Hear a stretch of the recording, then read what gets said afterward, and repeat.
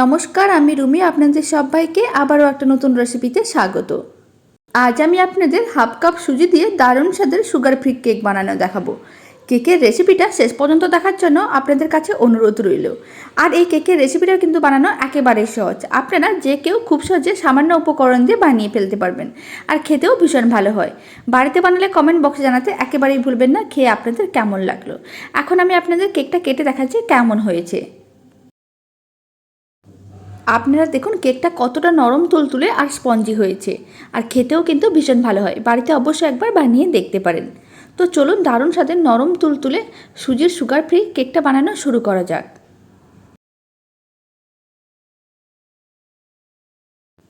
প্রথমে একটা বড় সাইজের মিক্সিং বোল নিয়ে নিয়েছি। মিক্সিং বোলের মধ্যে দিয়ে দিচ্ছি মেজারিং কাপের হাফ কাপ সুজি। এখানে 100 গ্রাম সুজি আছে। এবার আমি মিক্সিং বোলের মধ্যে দিয়ে দিচ্ছি মেজারিং কাপের হাফ কাপ গরম দুধ। এখানে দুধটা কিন্তু আমি গরম নিয়েছি, এতে সুজিগুলো অনেক তাড়াতাড়ি নরম হয়ে যাবে। এবার সুজি ও দুধটা খুব ভালো করে একসঙ্গে মিশিয়ে নিতে হবে। ভালো করে মেশানো হয়ে গেছে। এখন এইভাবে 3 মিনিটের মতন রেখে দেবো, এতে সুজিগুলো ভালো করে দুধটা শোক করে নেবে। এখন আমি আপনাদের 3 মিনিট পরে দেখাচ্ছি। আপনারা দেখুন সুজিটা কিন্তু দুধটা ভালো করে শোক করে নিয়েছে, আর সুজিগুলোও কিন্তু বেশ নরম হয়ে গেছে। এখন একবার ভালো করে মিশিয়ে নিলাম। এবার এই মিশ্রণটাকে মিক্সির জারের মধ্যে নিয়ে নিতে হবে।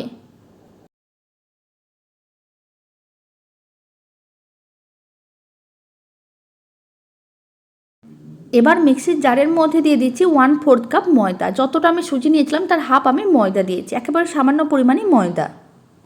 আর দিয়ে দিচ্ছি 1 টেবিল স্পুন সাদা তেল। তেল কিন্তু আমি সামান্য পরিমাণ দিলাম, খুব বেশি তেল দেওয়ার কিন্তু দরকার নেই। আর দিয়ে দিচ্ছি 4টে এলাচ। এখানে আমি ভ্যানিলা এসেন্স দিচ্ছি না, তাই আমি এলাচ দিয়ে দিলাম 4টে এলাচ। এলাচ কিন্তু আমাদের সবার বাড়িতে থাকে, তাই আমি আজকে এলাচ দিয়ে দিয়েছি। আর দিয়ে দিচ্ছি 50 গ্রাম গুড়ের বাতাসা। আর এই গুড়ের বাতাসাগুলো কিন্তু আপনারা খুব সহজে যে কোনো সুপার মার্কেট বা আপনার বাড়ির কাছাকাছি যে কোনো মুদিখানার দোকানেও পেয়ে যাবেন। আর দিয়ে দিচ্ছি সামান্য পরিমাণ দুধ। দুধটা কিন্তু এখন রুম টেম্পারেচারের দুধই ব্যবহার করছি। এবার মিক্সির জারের ঢাকনাটা বন্ধ করে দিচ্ছে। সমস্ত কিছু খুব ভালো করে পেস্ট করে নিতে হবে। সমস্ত কিছু খুব ভালো করে পেস্ট করে নিয়েছি। মিশ্রণটা কিন্তু একেবারেই রেডি। এখন এই মিশ্রণটাকে একটা মিক্সিং বোলের মধ্যে নিয়ে নিতে হবে। আপনারা দেখুন মিশ্রণটা ঠিক এরকম ঘনত্বে রাখতে হবে, খুব বেশি পাতলাও না আবার খুব বেশি ঘনও না, এতে কেকটা অনেক বেশি ভালো হবে। এবার মিশ্রণটির মধ্যে দিয়ে দিচ্ছি হাফ চামচ বেকিং পাউডার। আর যতটা আমি বেকিং পাউডার নিয়েছি তার আমি হাফ দিয়ে দিচ্ছি বেকিং সোডা, মানে 1 চামচের 4 ভাগের 1 ভাগ দিলাম বেকিং সোডা। এবার বেকিং সোডার উপরে দিয়ে দিচ্ছি 1 চামচ লেমন জুস। আপনারা এখানে যে কোনো ধরনের লেবুর জুসটা ব্যবহার করতে পারবেন। সমস্ত কিছু কিন্তু আবারও খুব ভালো করে মিশিয়ে নিতে হবে। আর যদি মিশ্রণটা টক দই থাকতো তাহলে কিন্তু আলাদা করে লেমন জুস বা লেবুর রস দেওয়ার দরকার পড়তো না। বেকিং সোডার উপর অল্প পরিমাণ লেবুর রস দিলে কেকটা কিন্তু অনেক বেশি নরম তুলতুলে আর স্পঞ্জি হবে। আর এই সময় মিশ্রণটাকে কিন্তু 3-4 মিনিট খুব ভালো করে ফেটিয়ে নিতে হবে। 3-4 মিনিট ধরে খুব ভালো করে এভাবে মিশ্রণটাকে ফেটিয়ে নিয়েছিলাম। এখন আমি এর মধ্যে দিয়ে দিলাম সামান্য পরিমাণ ইয়েলো ফুড কালার। এখানে আমি 2 ফোঁটার মতন ইয়েলো ফুড কালারকে অল্প পরিমাণ জলের সঙ্গে মিশিয়ে রেখেছিলাম।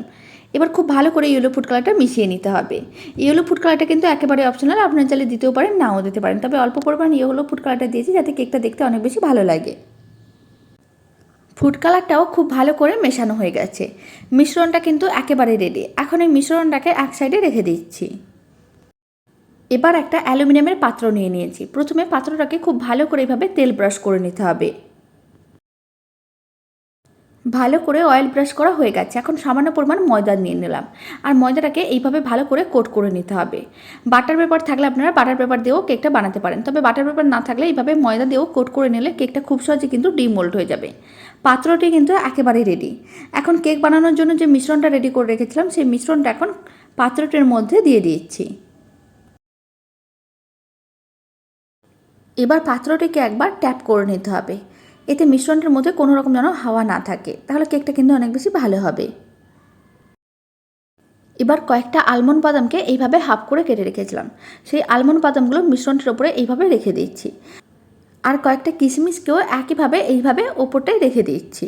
এতে কেকটা দেখতেও ভালো লাগবে আর খেতেও কিন্তু ভালো লাগবে। আপনারা আপনাদের পছন্দ মতন যে কোনো ড্রাই ফ্রুটস কিন্তু কেকটার ওপরে দিতে পারেন। এবার কেকের পাত্রটি এক সাইডে রেখে দিচ্ছি। আর এদিকে একটা কড়াইকে মিডিয়াম টু লো ফ্লেমে 5 মিনিট এইভাবে গরম করে নিয়েছিলাম। এখন কড়াইয়ের ঢাকনাটা খুলে নিচ্ছি। এবার কড়াইয়ের মাঝখানে এইভাবে একটা ছোট্ট বাটি বসিয়ে দিচ্ছি। আপনারা স্ট্যান্ডও বসিয়ে নিতে পারেন। এখন যে কেকের পাত্রটি রেডি করে রেখেছি সেই কেকের পাত্রটি কড়াইয়ের মাঝখানে এইভাবে রেখে দিতে হবে। তারপরে কড়াইয়ের ঢাকনাটা বন্ধ করে দিতে হবে। আর কড়াইয়ের ঢাকনার মধ্যে যে ছিদ্রটি আছে সেটাকে একটা ছোট্ট কাগজের টুকরো দিয়ে বন্ধ করে দিচ্ছি, যাতে ভেতরে হাওয়া বাইরে না বেরোতে পারে। এখন মিডিয়াম টু লো ফ্লেমে এইভাবে 25 মিনিটের মতন রেখে দিতে হবে। 25 মিনিট পরে আমি আপনাদের দেখাচ্ছি কেকটা কত ভালোভাবে রেডি হয়েছে। এখন আমি আপনাদের 25 মিনিট পরে দেখাচ্ছি। এবার কড়াইয়ের ঢাকনাটা খুলে নিচ্ছি। কেকটা কিন্তু ফুলে অনেকটাই উঁচু হয়ে গেছে। এখন কেকটা একবার চেকও করে নিতে হবে কেকটা ঠিকঠাকভাবে রেডি হয়েছে কিনা। এবার আমি একটা ছুরি নিয়ে নিলাম আর এইভাবে কেকের মাঝখানে রেখে দিচ্ছি। যদি ছুরিটা পরিষ্কার হয় তাহলে বুঝে নিতে হবে কেকটা কিন্তু একেবারেই রেডি। আপনারা দেখুন ছুরিটা কিন্তু একেবারেই পরিষ্কার, তার মানে কেকটা একেবারেই রেডি। এখন কেকটাকে কড়াই থেকে নামিয়ে ঠান্ডা করে নিতে হবে। কেকের পাত্রটি কড়াই থেকে বের করে এইভাবে 10 মিনিটের মতন রেখে দিচ্ছি। 10 মিনিট পরে আমি আপনাদের দেখাচ্ছি। এখন আমি আপনাদের 10 মিনিট পরে দেখাচ্ছি। কেকের পাত্রটা কিন্তু আগে থেকে অনেকটাই ঠান্ডা হয়ে গেছে।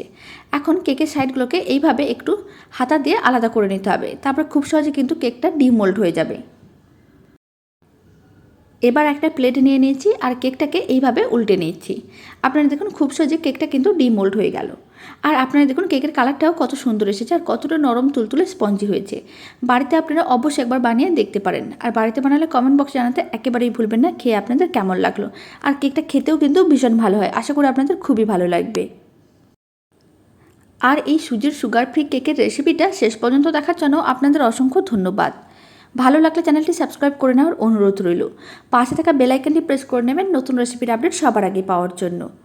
তো চলুন এবার আমি কেকটা কেটে দেখাচ্ছি কতটা নরম তুলতুলে আর স্পঞ্জি হয়েছে।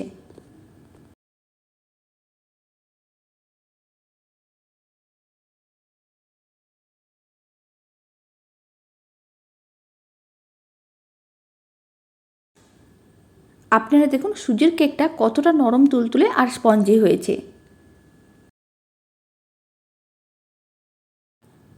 আর বাড়িতে থাকা সামান্য উপকরণ দিয়ে খুব সহজে কিন্তু আপনারা যে কেউ সুজির এই সুগার ফ্রি কেকটা বাড়িতে বানিয়ে ফেলতে পারবেন। রেসিপিটা বাড়িতে বানালে কমেন্ট বক্স জানাতে একেবারেই ভুলবেন না খেয়ে আপনাদের কেমন লাগলো।